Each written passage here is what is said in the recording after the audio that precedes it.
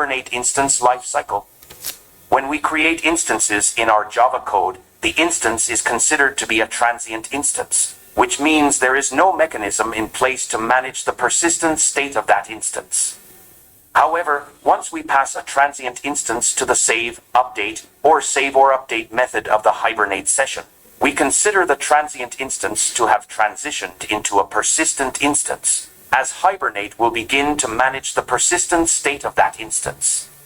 Any instance associated with the Hibernate session is said to be a persistent instance. Saving or updating a Java bean isn't the only way to get our hands on a persistent instance. Java beans that have been loaded into the Hibernate session, either by a get or load method call, or even an HQL or criteria query, are considered to be persistent instances, and as such, any changes or updates to the state of those instances will be persisted to the database by the Hibernate session as well. If we do have an instance that we want to release from Hibernate's control, we can always call the evict method of the Hibernate session, passing in the name of the instance we want freed from Hibernate's control.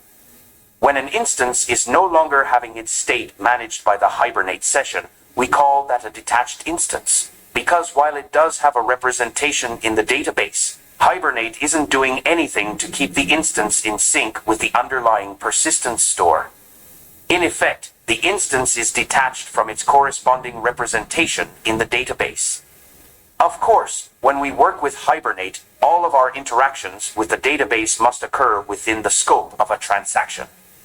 By default, when we call methods like save or update, we can never be totally sure when the corresponding record in the database is updated. All we know for sure is that once the transaction is committed, all of the changes to any of the persistent instances associated with the Hibernate session will be saved to the database.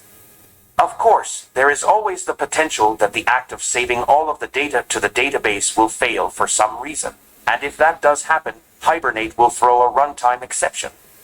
At this point, there's really not too much we can do other than roll back the current transaction and close the Hibernate session.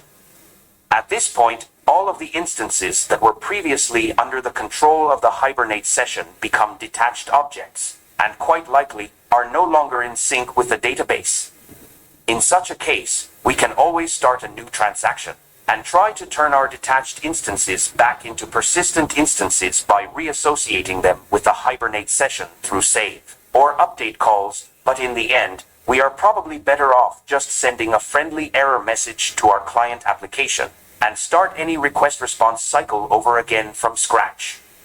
Finally, the garbage collection is recommended for the destroyed, removed, and transient or temporary instances with no references. Thank you for watching this video and please support our channel. Good luck!